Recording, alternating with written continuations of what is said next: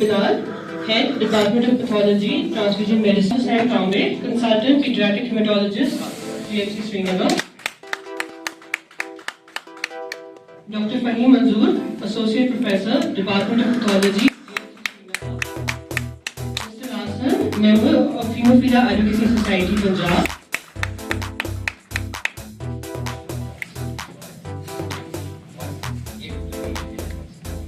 At first request, we sharing his experience with hemophilia with all of us. Good morning, all of you. My name is Rasan. I'm from Punjab. मैं haemophilia ए से पीड़ित हूँ। मेरा जन्म 1990 में हुआ था। 1990 में जन्म के बाद करीब 4-5 महीने के बाद बॉडी के अंदर नील पड़ने शुरू हुए थे, जो ब्लू कलर के वो पैचेस पड़ जाते हैं बॉडी के ऊपर। तो उसकी वजह से जब पीजीआई में चेक करवाया, चंडीगढ़ में डायग्नोस किया गया, तो मुझे हेमोफीलिया ए सीवियर बताया गया, लेस देन 1%। तो सबसे पहले तो मेरी लाइफ के अंदर एक डायग्नोसिस ने बहुत बड़ी हेल्प की, क्योंकि जब मैं डाउन द लाइन देखता हूँ, आज से मतलब 20 साल पहले की बात देखता हूँ, तो काफी पेशेंट्स जो हैं वो बेड रिडन हैं, आज भी व्हील चेयर बाउंड हैं, क्योंकि उनका डायग्नोसिस बड़ा लेट हुआ। उनके पेरेंट्स को अवेयरनेस नहीं थी, उनका डायग्नोसिस बड़ा लेट हुआ। तो चलो एक डायग्नोसिस जल्दी होने की वजह से मेरी लाइफ की जर्नी में एटलीस्ट एक बात तो क्लियर हुई कि मुझे ये प्रॉब्लम है। उसके बाद लगभग 14 साल 2004 तक मेरे को प्लाज्मा लगता रहा। जब भी मेरे को ब्लीड होता था तो ऑन डिमांड प्लाज्मा लेने जाते थे पीजीआई के अंदर। मेरी पूरी फैमिली लाइफ डिस्टर्ब थी। मेरे पापा का बिजनेस था, ही वॉज वेरी डिस्टर्ब। मेरे मदर थे, शी वॉज अ टीचर। उनकी इतनी लीव्स होती थी स्कूल के अंदर जो पढ़ाते थे कि उनको छुट्टियां इतनी ज्यादा लेनी पड़ती थी कि उनको 3-4 बार जॉब चेंज करनी पड़ी इस वजह से। मेरे पापा का बिजनेस बहुत ज्यादा सफर कर रहा था, क्योंकि उनको जब भी मेरे को ब्लीड होता था मेरे को साथ के साथ उनको लेके जाना पड़ता था पीजीआई, वो मेरे घर से 130 किलोमीटर दूर पड़ता है। और लेकिन दिक्कत वाली बात ये थी कि प्लाज्मा लगा के भी ब्लीड प्रॉपर रिजॉल्व नहीं होता था, क्योंकि प्लाज्मा के अंदर जो मुझे बताया गया था उस टाइम डॉक्टर्स के द्वारा, उसके अंदर 80 IU फैक्टर होता था, फैक्टर 8 होता था, वो इतना। उसके बाद धीरे धीरे उन्होंने CPP लगाना शुरू कर दिया, और उसके उन दोनों चीजें जो हैं वो मुझे बॉडी के अंदर रिएक्ट करने लगी बहुत खतरनाक तरीके से। और मेरी पूरी प्लाज्मा लगाते ही जब शुरू करते थे तभी मेरी पूरी बॉडी के ऊपर रैशेस हो जाते थे, और एक वो बड़े बड़े धब्बे हो जाते थे, मतलब जैसे फिंसियां हो जाती है ना, ऐसे कुछ वो हो जाता था। मतलब ये 2004 तक मेरे साथ ऐसा होता था। तो हमने फैक्ट्री लगाना शुरू कर दिया ऑन डिमांड बेसिस के ऊपर। फैक्ट्री शुरू में लगाते थे, चलो एक बार तो रिलैक्सेशन मिली, लेकिन वो कॉस्ट बहुत ज्यादा थी, इतनी कॉस्ट बियर नहीं कर सकते थे। और हम जो है वो लगाते थे तो ऑन डिमांड ही लगाते थे। ऑन डिमांड लगाने का सबसे बड़ा नुकसान ये होता था कि जो जिस ज्वाइंट में ब्लीडिंग हो गई वो ज्वाइंट धीरे धीरे डिटीरियोरेट करता रहता था, क्योंकि हम लोग ब्लीडिंग होने के बाद फैक्टर लगाते थे, ना कि हम ब्लीडिंग को प्रिवेंट कर रहे थे। बेसिकली हम बीमारी का ट्रीटमेंट नहीं कर रहे थे, हम जो सिम्टम आता था सिम्टम का ट्रीटमेंट कर रहे थे, कि जो उस बीमारी की वजह से जो दिक्कत आई हमें, जो दिखने जब वो बढ़ गई, एक तो 130 किलोमीटर दूर रहता हूँ मैं मेन सेंटर से, वहां से जाना अगर तो परचेज करेंगे तो बहुत ज्यादा महंगा पड़ता है, फ्री ऑफ कॉस्ट मिलता नहीं था वहां उस टाइम पे कभी भी। तो उसकी वजह से प्रोलॉन्ग कर देते थे, चलो शाम को पता लगा ब्लीड के 6 बजे हुआ है तो हम अगले दिन सुबह जाते थे, क्योंकि रात को इतना दूर जाना भी मुश्किल था, और वहां पे प्लाज्मा मिले ना मिले, फैक्टर मिले ना मिले, कोई संभावना पता नहीं होती थी। तो डिले हो जाता था। डिले होने की वजह से जो मेरा 3 टारगेट जॉइंट्स है वो मेरे खराब हो चुके हैं। लेफ्ट नी मेरा खराब हो चुका है, लेफ्ट एल्बो मेरी खराब है, राइट एल्बो मेरी खराब है। लेकिन धीरे धीरे करके उसके बाद दिल्ली में फैक्टर जो है वो फ्री हो गया, वहां पे फ्री लगने लग गया। चलो डोज भी अच्छी लगा लेते थे, क्योंकि अगर हम इनएडिक्वेट ट्रीटमेंट दें, कम डोज का फैक्टर लगाएं और डिले करके लगाएं, तो वो भी उतना ही खतरनाक है कि ना लगाया और लगाया एक बराबर सा हो जाता है। उसका लॉन्ग टर्म लाइफ के ऊपर इम्पैक्ट, क्योंकि वो जो टेम्परेरी ब्लीड होती है वो तो रिजॉल्व हो जाती है, लेकिन लॉन्ग टर्म इम्पैक्ट उसका बहुत रहता है, क्योंकि डिसेबिलिटी बढ़ती रहती है। तो देर आफ्टर 2014 में जाके हमने कुछ ना कुछ करके मैंने प्रोफिलैक्सिस स्टार्ट किया फैक्ट्री का। उसके बाद से कुछ लाइफ मेरी स्टेबल हुई। मैंने ढंग से पढ़ना भी शुरू किया। पहले स्कूल के अंदर वो बहुत ज्यादा होता था, उसकी वजह से मैं मतलब मेरी फैमिली अच्छी थी, वेल टू डू थी, हमारे पास इतनी ज्यादा फाइनेंशियल रिसोर्सेज की दिक्कत नहीं थी। उसके बावजूद भी वो मेरे को 10th के बाद स्कूल रेगुलर नहीं करवा सकती। मैंने +1 +2 डमी एडमिशन लिया था, मैं रेगुलर स्कूल नहीं जा पाया। मेरे को बीकॉम किया मैंने, वो भी कॉरेस्पॉन्डेंस किया, क्योंकि अगर मैं कॉलेज जाता तो भीड़ हो जाता, और भीड़ ठीक करने के लिए फैक्टर लगाना पड़ता। फैक्टर इतना कॉस्टली था कि मिडिल क्लास में होने के बावजूद हम लोग अफोर्ड नहीं कर सकते थे। मिडिल क्लास में होने के बावजूद हम लोग फैक्टर अफोर्ड नहीं कर सकते थे, और इसकी वजह से फिर मैंने बीकॉम जो है कॉरेस्पॉन्डेंस किया। लेकिन भगवान की देन से, अल्लाह की देन से पढ़ाई की जज्बा था, तो उस वजह से फिर मैंने बाद में एमबीए भी कॉरेस्पॉन्डेंस कर लिया। एमबीए कॉरेस्पॉन्डेंस करने के बाद मेरे को लगा कि मेरे को सिविल सर्विसेज की तैयारी करनी चाहिए, तो मैंने कहीं ना कहीं से जुगाड़ करके मैंने जो अपना फैक्टर 8 है ये थोड़ा सा प्रोफिलैक्टिक तरीके से लेना शुरू कर दिया। लेकिन फिर भी लेने के बाद भी ब्लीड्स काफी होते थे। इन द मीन टाइम चलो मेरी जॉब लग गई पंजाब नेशनल बैंक के अंदर, तो लेकिन फैक्टर 8 फिर भी प्रॉपर नहीं मिलता था।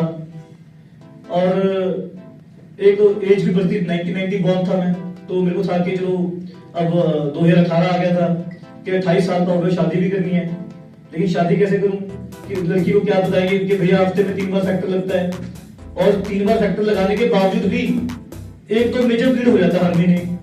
साल के अंदर 18 से 24 ब्लीड फैक्टर 8 रेगुलरली लगाने के बावजूद, प्रोफिलैक्सिस लेने के बावजूद भी, क्योंकि सीवियर था। सीवियर के अंदर अगर हम एक्टिव लाइफस्टाइल अडॉप्ट करते हैं, कई बार फिर भी ब्लीड हो जाता है। और 3 टारगेट जॉइंट थे, एल्बो था, 2 एल्बो, 1 नी, 3 टारगेट जॉइंट थे, और मतलब उसके बावजूद factor 8 regularly 3 times a week factor लेने के बावजूद भी ब्लीड हो जाता था। तो इसकी वजह से मैंने सोच लिया था कि मैं अभी शादी नहीं करवाऊंगा कभी भी, कि लड़की को क्या बताइए भाई कि 3 बार फैक्टर ले रहे हैं, इंजेक्शन ले रहे हैं, कभी कहीं से लेके आते हैं, कभी कहीं से जुगाड़ करते हैं, हॉस्पिटल में कई बार खत्म हो जाता है, तो बड़ी दिक्कत हो जाती है। मतलब क्योंकि वाइफ को नहीं ना पता कि कितनी बड़ी समस्या है। जब तक हम ठीक चल रहे हैं, देखने वाले लोगों को लगता है कि इसको कोई दिक्कत ही नहीं है, और एक दिन फैक्टर ना मिले और तभी इतनी बड़ी प्रॉब्लम हो जाती है कि पता नहीं क्या ही हो गया इसको। मतलब इतनी बातें एक्सप्लेन करना मेरे हिसाब से था कि ना तो कोई लड़की इतनी बातें एक्सप्लेन करोगे तो कोई मानेगी शादी करने के लिए, और ना ही मेरे को करनी चाहिए। धीरे धीरे करते हुए फिर मैंने बाद में 2022 के आसपास आके करते करते मेरा सिविल सर्विस का एग्जाम क्लियर हो गया, और मैंने हिमलिब्रा स्टार्ट कर दिया।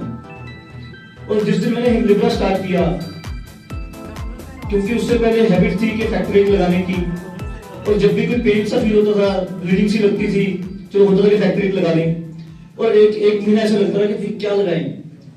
और लाइफ में फैक्टर 8 इतना इंपॉर्टेंट पार्ट बन चुका था कि उसके बिना जिंदगी इमेजिन करनी बड़ी मुश्किल थी।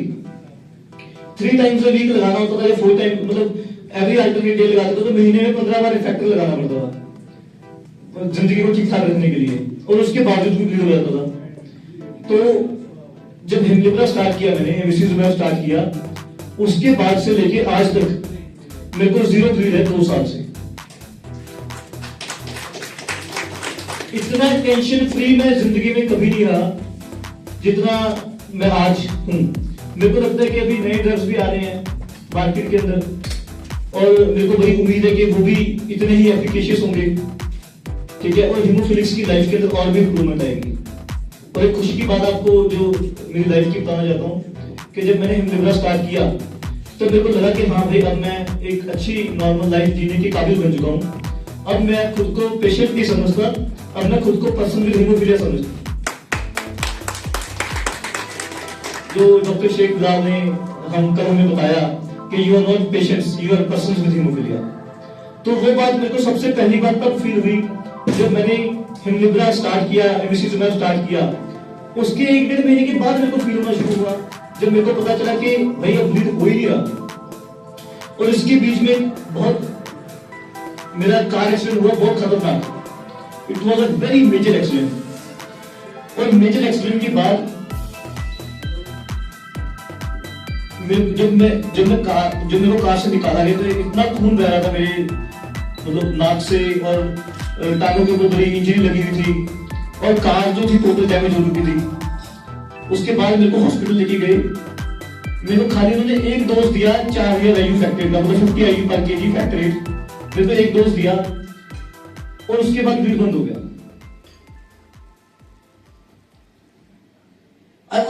जो मेरे आसपास देखने वाले थे, जो लोग हीमोफीलिया को देख रहे थे, दे वर वेरी सरप्राइज्ड कि ये कैसे हो गया। और जो मेरे दोस्तों को लग रहा था, जो मेरे साथ थे, जो मेरे को जो गाड़ी से निकाल के लेके गए मेरे को, उनको लग रहा था कि लार्सन की जिंदगी आज खत्म है।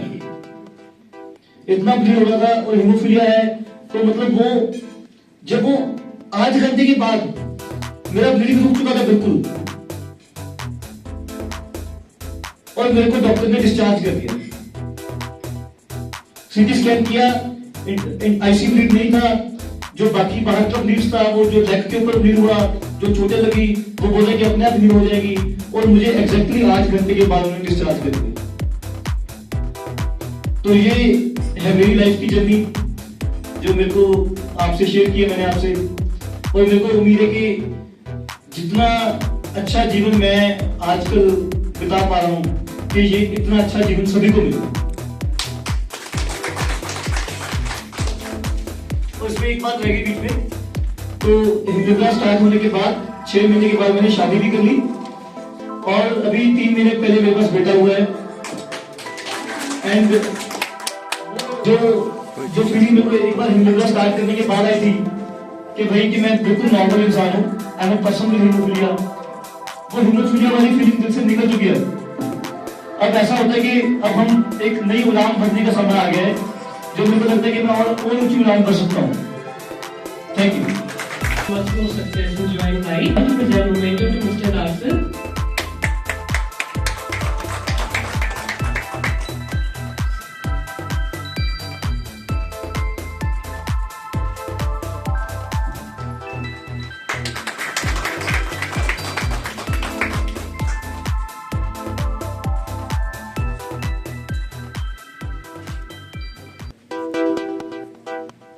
Indrajit Singh, member Hemophilia Advocacy Society Punjab.